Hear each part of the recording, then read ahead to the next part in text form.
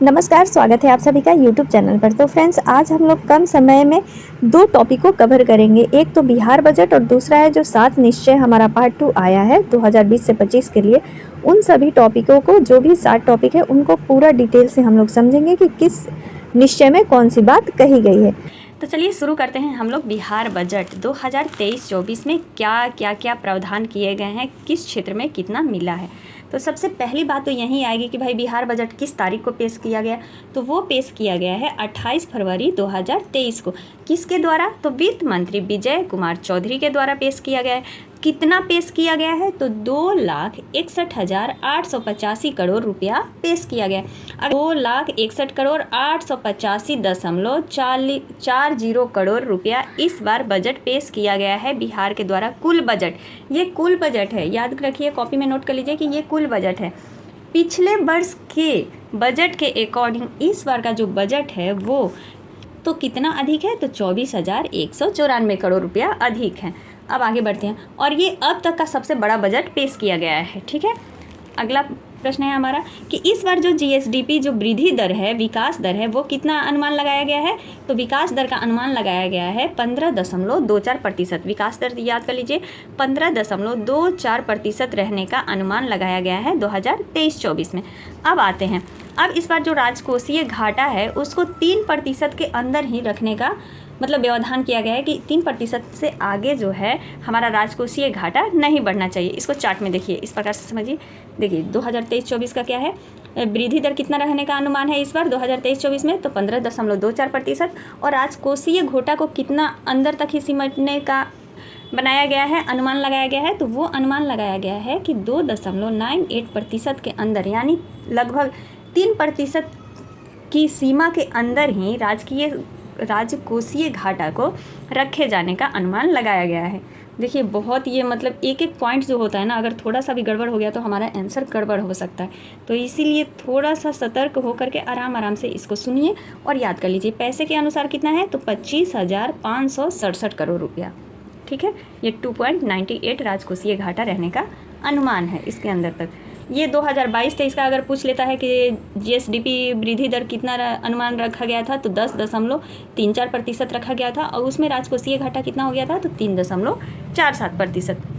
इतना हो गया। यहाँ से अब प्रश्न बनता है। अब कहाँ से प्रश्न बनेगा? तो अब बनेगा प्रश्न यहाँ पर कि 2000, ये तो अभी हम लोग देखें कि 2021-22 में आर्थिक वृद्धि दर कितना था? तो 10.98% रही। मतलब 2021-22 का भी मान लीजिए पूछ लिया कि आर्थिक विकास दर कितना था, तो 10.98% था। इस प्रकार से याद कर लीजिए। और जो राष्ट्रीय वृद्धि दर थी वो कितना था? राष्ट्रीय वृद्धि ये पूछ रहा है, तो वो 2.28% अधिक था राष्ट्रीय वृद्धि दर की तुलना में। तो मतलब समझिए कि राष्ट्र की वृद्धि दर कितना होगा, इससे कम होगा, तभी तो बिहार की हमारी आर्थिक वृद्धि दर कितनी है? 2.28% ज़्यादा है। आगे बढ़ते हैं हम लोग। अब समझिए कि बिहार के जो प्रमुख विभाग हैं उनमें सबसे ज़्यादा इस पर किस पर खर्च किया जा रहा है?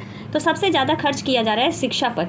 शिक्षा में वैसे ही बिहार पिछड़ा हुआ है, स्वास्थ्य में भी बिहार पिछड़ा हुआ है, तो इन दोनों पर सबसे ज़्यादा ध्यान दिया जा रहा है, जिसमें नंबर 1 पर सबसे ज़्यादा मतलब कुल बजट का 15.45%, ऐसे ही याद करिए, 4-5 भूल जाएंगे, तो 15.45% जो है खर्च किया जा रहा है किस पर? तो शिक्षा पर। पैसा में देखिए तो 40,450.91 करोड़ रुपया जो है खर्च किया जा रहा है इस बार शिक्षा पर। तो ये जो बजट है ना, इसको आप लोग पूरा याद कर लीजिए कि 40,450.91 करोड़ इस बार शिक्षा पर खर्च किया जाएगा। और स्वास्थ्य पर कितना खर्च किया जाएगा? तो 16,966.42 करोड़ रुपया किस पर? तो शिक्षा पर खर्च किया जाएगा। यानी कुल बजट का 6.48% जो है वो स्वास्थ्य पर खर्च किया जाएगा। शिक्षा में कुल बजट का 15.45% शिक्षा पर खर्च किया जाएगा। और ग्रामीण विकास पर खर्च कितना किया जाएगा? तो कुल बजट का 5.90%, कितना? 5.90% जो है ग्रामीण विकास पर खर्च किया जाएगा। समाज कल्याण पर कितना खर्च किया जाएगा? तो वो किया जाएगा कुल बजट का 3.14% ही इस बार समाज कल्याण पर खर्च किया जाएगा। और कृषि पर जो खर्च किया जाएगा, सबसे कम कृषि पर ही हो रहा है। 1.39% जो है कृषि पर ही खर्च किया जा रहा है, यानी 3,639.78 करोड़ रुपया जो है कृषि पर खर्च किया जाएगा। सारे ये पैसे लिख नोट कर लीजिए। समाज कल्याण पर कितना खर्च किया जाएगा। मान लीजिए आज का सूची वाले प्रश्न आ रहे हैं तो एक साइड ये बजट दे देगा, एक साइड ये सारे विभाग दे देगा, मिलाने के लिए कह देगा, तो वहाँ हमें तो आना चाहिए, तभी तो हम मिला पाएंगे कि समाज कल्याण पर 8,210.86 करोड़ रुपया खर्च किया जा रहा है, यानी कुल बजट का 3.14% समाज कल्याण पर खर्च किया जा रहा है। ग्रामीण विकास पर 15,442.18 करोड़, यानी कुल बजट का 5.90% जो है ग्रामीण विकास पर खर्च किया जा रहा है। स्वास्थ्य पर कितना, तो 16,966.42 करोड़, यानी कुल बजट का 6.48% खर्च किया जाएगा। और शिक्षा पर किया जाएगा कुल बजट का 15.45%। तो ये हमारे कुछ विभाग थे जहाँ पर कि आवंटन किए गए हैं। इस बार जो 7 निश्चय जो हमारा बना है ना, 7 निश्चय पार्ट 2, उस पर 5 करोड़ रुपया खर्च किया जा रहा है। देखिए 7 निश्चय पार्ट 2 पर 5,000 करोड़ रुपया खर्च करने की घोषणा की गई है, तो इसको भी नोट कर लीजिए, कितना, 5,000 करोड़। और पटना के बिहटा अंचल में पाटली बस का निर्माण किया जाएगा। पाटली बस स्टैंड का क्या किया जाएगा, तो निर्माण किया जाएगा। आगे बढ़ते हैं हम लोग। चलिए फ्रेंड्स, अब जो 7 निश्चय है ना पार्ट 2 बजट 2023-24, इसको देख लेते हैं कि इसमें क्या क्या प्रावधान किए गए हैं। पहले 7 निश्चय का नाम नोट कर लीजिए। पहला क्या है, युवा शक्ति बिहार की प्रगति, ये पहला निश्चय है, युवा शक्ति बिहार की प्रगति। दूसरा क्या है, तो दूसरा है सशक्त महिला सक्षम महिला, ठीक है, दूसरा निश्चय हमारा ये हो गया। तीसरा है हर खेत तक सिंचाई, तीसरा हर खेत तक सिंचाई। चौथा क्या है, स्वच्छ गांव समृद्ध गांव। पांचवा क्या है, तो पांचवा है स्वच्छ शहर और विकसित शहर। इनसे पॉइंट भी हम लोग समझेंगे, पहले ये 7 को आप लोग नोट कर लीजिए, स्वच्छ शहर विकसित शहर। उसके बाद आ गया सुलभ संपर्कता, और फिर है लास्ट में हमारा 7वां जो निश्चय है इस बार किया गया है कि सबके लिए अतिरिक्त स्वास्थ्य की सुविधा। अब इनके अंतर्गत क्या क्या है उसको कर लेते हैं। वीडियो को स्किप बिल्कुल नहीं कीजिएगा, कम समय रह गया, एग्ज़ाम के डेट भी घोषित हो गई है कि 24-25 को एग्ज़ाम होने वाला है, तो इसलिए प्लीज़ लग जाइए, जितना हो सके पढ़िए। पहला हमारा क्या है, सबसे पहले तो ये 7 जो निश्चय 2 है वर्ष 2020 से 25 के लिए तय की गई है। देखिए अब इस पॉइंट को नोट कर लीजिए, जो मेन पॉइंट है उसको आप नोट कर लीजिए कि 2020 से लेकर के 25 तक ये बनाई गई है। इन सभी 7 निश्चय के तहत 2023-24 में कितना बजट का प्रावधान किया गया है, तो बजट में अभी बताई थी 5,000 करोड़ रुपये का प्रावधान किया गया है। अब देखिए, अब पहला जो निश्चय किया गया है कि युवा शक्ति बिहार की प्रगति, अब इसमें क्या किया गया है, अब इसमें यह बातें कही गई हैं कि जो राज्य के प्रत्येक औद्योगिक प्रशिक्षण संस्थानों और प्रत्येक पॉलिटेक्निक संस्थाएं हैं, उनकी गुणवत्ता बढ़ाने की योजना बिहार बजट 2023-24 में निर्धारित की गई है। वर्तमान में जो प्रशिक्षण हेतु कुल 23 पाठ्यक्रम का चयन किया गया है, मतलब इस बार वर्तमान में प्रशिक्षण के लिए कितने पाठ्यक्रम का, तो 23 पाठ्यक्रम का चयन किया गया है।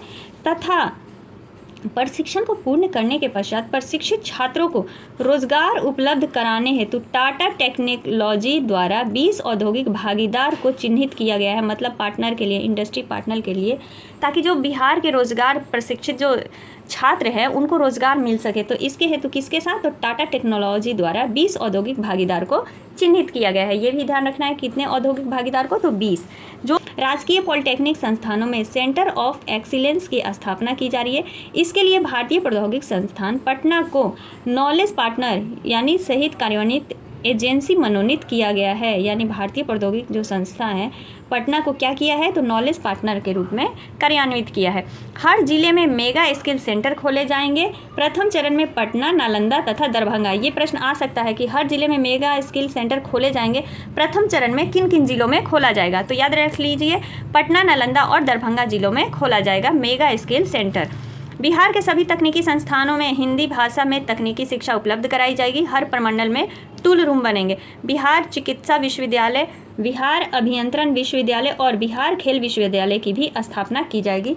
ये जो 7 निश्चय किया गया है जिसमें युवा शक्ति बिहार के अंतर्गत ये सारे कार्य होने हैं। दूसरा है हमारा सशक्त महिला सक्षम। महिलाओं को सशक्त बनाने के लिए भी बिहार सरकार बहुत जोर दे रही है शुरू से ही। मुख्यमंत्री महिला उद्यमी योजना बेस्ट है, इस बार इतना पैसा हुआ है ना मत कहिए, कि राज्य की महिलाओं के बीच स्वरोजगार को बढ़ावा देने के लिए मुख्यमंत्री महिला उद्यमी योजना लागू किए थे। वर्ष 2022-23 में इस योजना के अंतर्गत 2020 महिलाओं का औपबंधिक रूप से चयन किया गया। इस योजना हेतु 2023-24 में 250 करोड़ रुपए का प्रावधान किया गया है।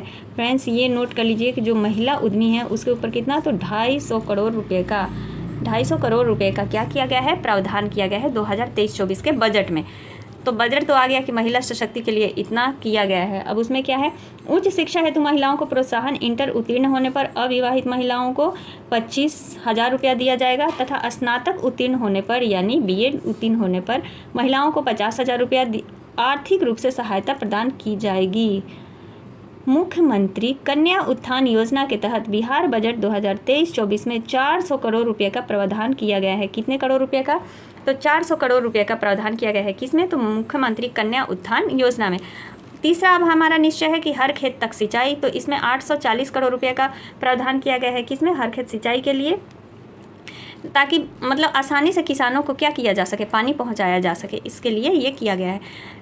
चौथा निश्चय है हमारा स्वच्छ गांव समृद्ध गांव। इसमें मुख्यमंत्री क्या किए हैं कि स्ट्रीट लाइट योजना के तहत सभी गांवों को सोलर स्ट्रीट लाइट लगाई जाएगी। ये इस योजना के तहत है। किस योजना के तहत? तो ग्रामीण सोलर स्ट्रीट लाइट योजना के तहत गाँव में सोलर स्ट्रीट लाइट लगाई जाएंगी।